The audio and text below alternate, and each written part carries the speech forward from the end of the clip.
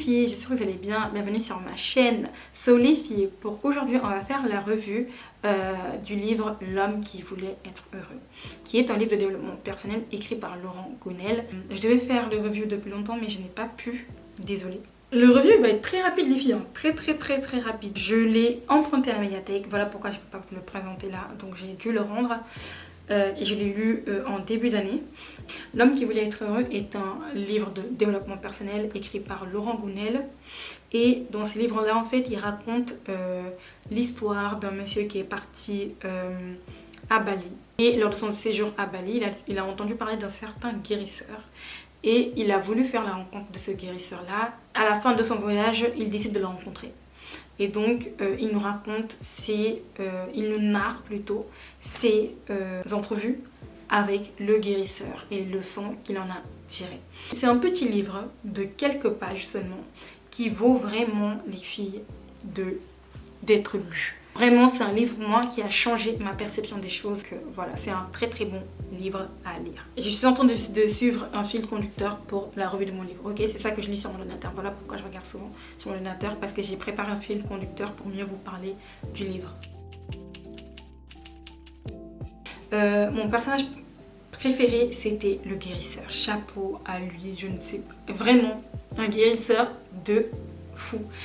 Autant il est dans son monde, c'est-à-dire il est déconnecté de tout, pas de télé, pas de téléphone, mais autant il s'y connaît en tout ce qui est études menées dans certaines villes aux États-Unis ou études menées dans je ne sais pas quoi qui prouvent que tel et tel ait fait des choses, vous voyez. Donc en fait, vraiment, j'ai aimé le guérisseur. Et comment il expliquait ses points de vue et les conseils qu'il donnait. Ah, j'ai trop aimé le guérisseur. Quand je lisais le livre, je me suis dit, mais attendez, ce guérisseur, il existe vraiment? Parce que s'il existe vraiment, j'aimerais bien aller le rencontrer. C'était ma question de savoir si ce guérisseur existait vraiment. Monsieur Maître Sam Thiang, oh là là, j'aimerais tellement le rencontrer s'il existe vraiment. Et comme j'ai pas envie de casser ce mythe dans ma tête ou j'ai envie de me leurrer un peu plus, je me dis qu'il existe et j'ai pas envie d'aller chercher sur internet si ce guérisseur existe réellement. Est-ce que Maître Sam Thiang existe réellement? Où est Maître Sam Thiang? Ou est-ce que c'est juste un personnage de fiction? Donc j'ai pas trop envie de savoir. J'ai envie de me leurrer la face. J'ai envie de me leurrer un peu plus et plus longtemps. Donc voilà, parce que j'ai trop aimé ses conseils et je me suis dit, si un tel être existe, personnellement, j'aimerais tellement le rencontrer, mais vraiment. En fait, les personnages, en fait, ils sont tellement réels, les filles.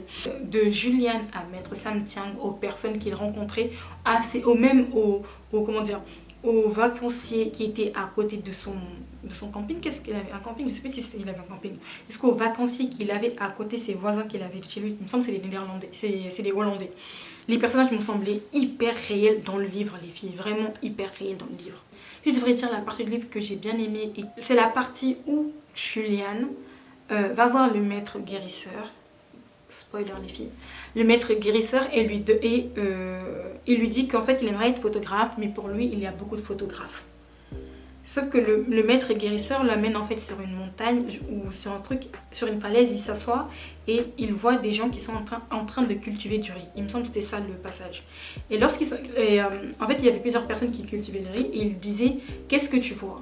Il lui dit en fait il voit plusieurs personnes qui cultivent le riz. En fait il lui dit il faut voir au-delà de ça, c'est-à-dire qu'il y a beaucoup de choses, il y a beaucoup de gens qui font ça, mais ils ne le font pas ni de la même manière ni pour la même raison. Il y en a qui cultivent le riz parce que dans la famille ils ont toujours cultivé le riz, il y en a qui cultivent le riz pour ceci, il y en a qui cultivent le riz pour cela, il y en a qui font ça pour ça. En fait c'était juste pour nous dire que même s'il y a beaucoup de photographes ou beaucoup de personnes qui travaillent dans le domaine dans lequel tu veux travailler, tu n'as pas à te retenir d'aller dans ce domaine-là parce que pour toi, il y a beaucoup trop de personnes dans ce domaine-là. Par exemple, moi personnellement, j'aime bien tout ce qui est conseil de vie, conseil de développement personnel, tout ça. Et en fait, pour les femmes. Et en fait, je me suis rendu compte sur YouTube, il y a beaucoup de filles qui proposent déjà ce contenu-là sur YouTube. Et je me suis dit, qu'est-ce que je fais? Est-ce que je continue là-dedans à donner des conseils ou je me dis qu'en fait, non, il y a assez de filles qui le font, donc ça ne sert à rien. En fait, le conseil de Maître Sam Thiang sur ce coup-là m'a beaucoup aidé. Je me dis, c'est vrai, on peut toutes faire la même chose, mais on ne le fera pas ni de la même manière. Et ce n'est pas la même raison qui nous pousse toutes à faire ça. On aura chacune notre particularité, ou chacun notre particularité. Donc on ne fait pas tous la même chose, on ne fait pas tous une chose pour les mêmes raisons. Et donc on devrait arrêter cette croyance limitante là de se dire oui, il y a trop de monde dans ce domaine-là, ce domaine-là est bouché, donc on va pas y aller, vous voyez. Donc en fait son conseil à Médecin Tiang m'a beaucoup aidé sur ce domaine-là, et c'est ça qui m'a encore plus motivée à parler sur ma chaîne Muriel Féminité, à parler aux femmes et à les aider à se développer un peu plus. En tout cas les filles, le livre vraiment, ça m'a fait vraiment réfléchir sur beaucoup de points les filles. Et c'est un très bon livre à lire, je vous le conseille réellement les filles. Le livre il est tellement court et tellement intéressant, en fait le dialogue entre le sage et Juliane, que tu as envie de terminer le livre, tu as envie de voir les autres conseils qu'il va te donner, tu as envie d'en découvrir plus sur ce maître-là et ses conseils. Donc vraiment, j'ai trop aimé. C'est une collègue qui me l'a conseillé. J'ai apprécié cette lecture. Vraiment, est-ce que c'est pas ma meilleure lecture de l'année? Parce que c'est le livre vraiment qui m'a donné envie de repartir sur mes projets et d'avancer. Si je devais dire quelque chose que j'ai pas aimé, après là c'est propre à l'histoire, c'est pas le livre lui-même, c'est la fin. La fin était trop frustrante. La fin était trop frustrante. Oh, vous voyez en fait à la fin, désolée. Ah, je vais pas spoiler, je vais m'arrêter là. Mais la fin elle est trop frustrante. Pour celles qui l'ont lu, comment vous avez ressenti la fin? Dites-le moi dans les commentaires. Moi personnellement, je dépense autant pour qu'au final, ça c'est pour m'abattre. Vraiment, c'est pour m'abattre. Mais, en fait, à ce qu'il paraît, la fin, j'avais fait une note. J'avais noté ça. En fait, c'est pour nous expliquer comme quoi, en fait, dans la vie, quand on veut quelque chose, il faut savoir faire les bons sacrifices nécessaires pour y arriver. Donc, voilà. Mais la fin était trop frustrante. Donc, j'ai pas envie de spoiler pour celles qui n'ont pas encore lu, tellement je veux que vous le lisiez, les filles. Mais la fin était trop frustrante. Mais après, tant mieux, parce que Juliane a compris la leçon et que nous aussi on a compris la leçon. Quand tu veux quelque chose, il faut savoir faire les sacrifices nécessaires pour faire ça. Et clairement, Juliane, il a fait un sacrifice à la fin. En fait, c'est le livre qui m'a fait me dire, même si nous sommes nombreux dans ce domaine-là, on a tous notre manière de faire, on a tous nos motivations et nous ne sommes pas du tout pareils. À chacun ses conseils et à chacun sa personnalité, à chacun ce qu'il fait. Vous voyez ce que je veux dire? Donc voilà, donc vraiment c'est un livre moi qui m'a donné envie de persévérer dans mes projets et de ne pas regarder les autres qui sont dans le même domaine que moi et de me dire que moi aussi j'ai ma place et que moi aussi je peux le faire. Je le conseille aux filles qui voudraient se lancer dans un projet mais qui ont trop de doutes, qui ont des croyances limitantes sur leur projet. Vous voyez, donc c'est un livre aussi sur les croyances limitantes et comment ça peut gâcher votre vie et votre projet de vie, vos objectifs.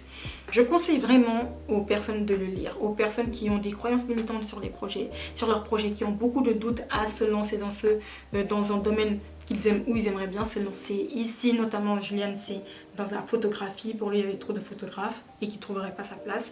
Moi c'est le côté coach de vie pour les femmes, aider les femmes à se développer, à se sentir mieux, donc voilà, à s'épanouir. Donc je me suis dit aussi il y avait trop de personnes dedans, donc le livre m'a donné envie de me lancer et de voir la suite, ce que nous dira la suite. Donc voilà, donc en tout cas moi le livre m'a beaucoup aidé et ça m'a vraiment donné envie de continuer. Et pour toutes celles qui ont des doutes, je vous le conseille réellement. Même si vous n'avez pas de doute, c'est un livre de développement personnel vraiment clé à lire pour son avenir personnel, professionnel. Je dirais bien personnel, professionnel. Et si je devais donner vraiment une note à ce livre-là, les filles, je dirais 10 over 10, genre vraiment 10 sur 10. C'est vraiment le livre, moi, qui m'a débloqué mes croyances limitantes. C'est un livre contre les croyances limitantes. Je dirais ma meilleure lecture de 2025, vraiment. Et de loin, ma meilleure lecture de 2025. Que ce soit en roman, parce que j'aime trop les romans, ou que ce soit en développement personnel. Est-ce que c'est pas même le meilleur livre de développement personnel que j'ai lu? Je pense que c'est le meilleur livre de développement personnel que j'ai lu. Et je pense que c'est le seul que j'ai commencé et que j'ai terminé d'une traite, parce que les autres, je les commence et je les termine presque jamais. Ou je les termine plus tard, ou je les recommence plus tard. Vraiment, donc c'est un livre que j'ai commencé et que j'ai pu terminer d'une seule traite en quelques instants, les filles. C'est hyper rare. Parce que le développement personnel, comme vous le savez, c'est assez lourd parfois. C'est long, c'est lourd, les termes utilisés, en fait, c'est pas divertissant. Donc, faut que tu te forces vraiment, faut que tu aimes ce genre de livre-là pour le lire. Donc, moi, vraiment, j'ai aimé ce livre. Les filles, j'ai aimé ce livre, même si c'est le développement personnel. C'est un petit livre de quelques pages, facile à lire, simple à lire. Les discussions entre le sage et Juliane sont fluides. Il n'y a aucun mot compliqué utilisé, c'est simple. Les filles, voilà les 4 principales réflexions présentées dans ce livre. Donc le premier, le pouvoir de l'esprit sur le corps et vice versa. Les freins que constituent nos croyances personnelles, comme l'image qu'on a de soi, c'est vrai, et sociétales, comme l'effet placebo, parce qu'on parle de l'effet placebo à un certain moment dans le livre. Les peurs à dépasser, celle de décevoir, d'être rejeté par exemple. La 4e réflexion, les choix que nous ne prenons pas ou mal tant qu'on ne sait pas affranchir de nos croyances. Exemple, renoncer à certaines choses. Donc voilà les 4 réflexions vers lesquelles tend le livre. Pour toutes celles qui ont un projet qui ne savent pas si elles devraient le faire, pour les personnes qui ont des croyances limitantes, pour des personnes qui ont du mal à se lancer vraiment dans ce qu'ils voudraient faire. Donc voilà, pour des personnes qui ont des projets personnels, professionnels, mais qui ne savent pas s'ils devraient le faire ou non. Donc ce livre s'adresse à toutes ces personnes-là. Donc j'espère que toi, ce livre, la petite revue, sans vraiment spoiler, t'a aidé.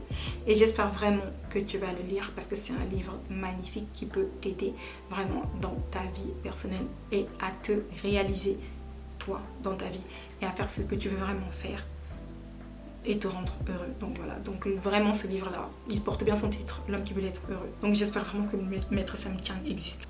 J'ai bien l'impression que non, les personnages, voilà. En fait, quand vous lisez le livre, vous avez l'impression que le personnage, il existe. Et moi, j'ai pas envie de casser ce mythe-là dans ma tête. Pour moi, il existe. Il faudrait que je le rencontre. Donc voilà. Donc j'espère vraiment les filles que cette revue vous aura plu. Et je vous dis à très bientôt pour une nouvelle revue les filles. Et sur ce, je vous aime.